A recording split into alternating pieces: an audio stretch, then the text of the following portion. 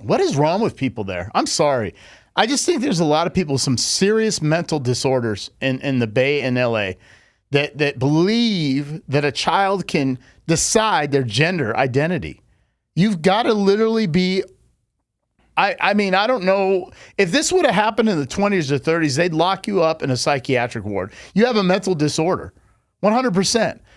And listen, this isn't about being gay, straight, or other transgender, whatever. You can do whatever you want. I don't judge anybody. Look, if you want to be transgender, great. You want to be gay, great. You want to be straight, great.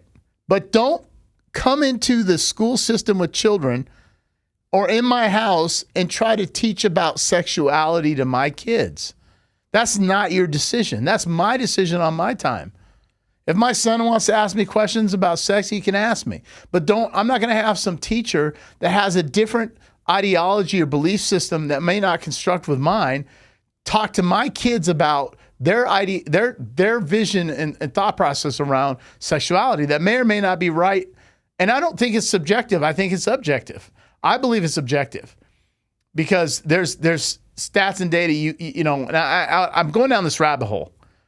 Okay, sex and gender are related, in my opinion. And well, that's a fact. Science has proven it. I concur.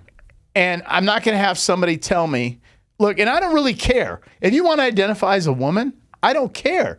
That's fine. Don't bring it into my house with my children.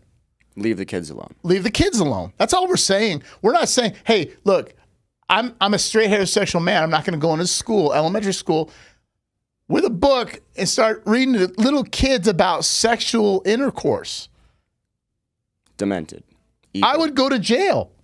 Correct. If I was gay, I wouldn't go to jail. You see the difference? I do. They're getting special treatment. And so my point is that I think there's some serious disconnect. There's some serious mental disorders.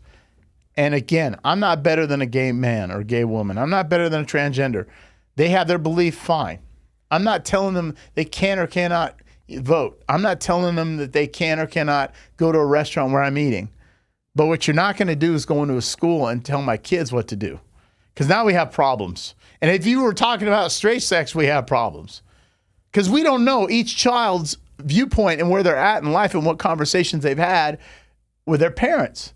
Some kids might be 10, 12, 15, 16, 18, but we don't know what the timeline is for the family to determine, hey, I want to sit down with you and have that talk. And your kid's like, I already know all this stuff. Or they're like, what? Why are you telling me this? Right? You know what I mean? Totally, man. And they're doing it younger and younger. I mean, they're starting to transition kids at like 3 years old and stuff. It's getting wild. They're even bringing school books into kindergarten. Yeah. But I was reading this article where this woman went in and she asked what the curriculum was for the elementary school kids in her kid's school. And they came after her. They sue her, right? They sued her. I saw this, yeah. I can't remember what school system it was. It was just on recently. I saw it, yeah. And she's getting sued for asking about the curriculum.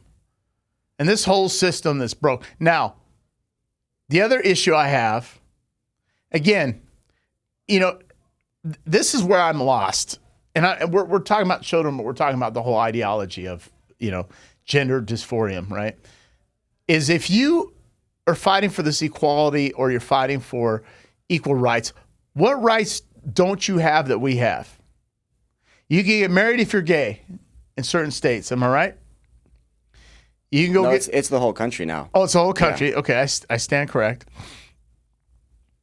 But you have every right. The only right that they don't have in certain states is you cannot, as a transgender woman, go in a woman's bathroom. Which you shouldn't be able to. You shouldn't be able to. But you don't have you don't have men worried about transgender men coming in the men's bathroom. Yeah. If you're a woman and you dressed as a man, I'm going to tell you why, and you want to go in the men's bathroom, it don't bother me. You're an adult.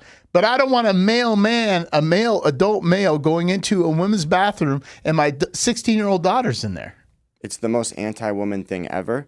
They're taking over women's sports. They're taking their scholarships. They're beating their records. It's despicable. It's anti-woman. It is. It's horrible. And it's funny you said that because the feminists that are supporting this movement are actually going against the same focus and goal that they're trying to do to not have women oppressed, but they're oppressing them by supporting transgender women in women's sports. It's backwards. Backwards. This is a whole mental thought process, right? But going back to this, if you're a man in the women's bathroom, there's all kinds of things that can happen. Now in California, and you can correct me if you haven't heard this, but I've been reading about it. If you get convicted as a felon in the state of California, I was just talking about this on the last podcast, and you identify as a woman, they will put you in the women's prison. That's correct. It's disgusting, and they're having rapes and pregnancies in women's prisons, and it's despicable that we'd even consider it.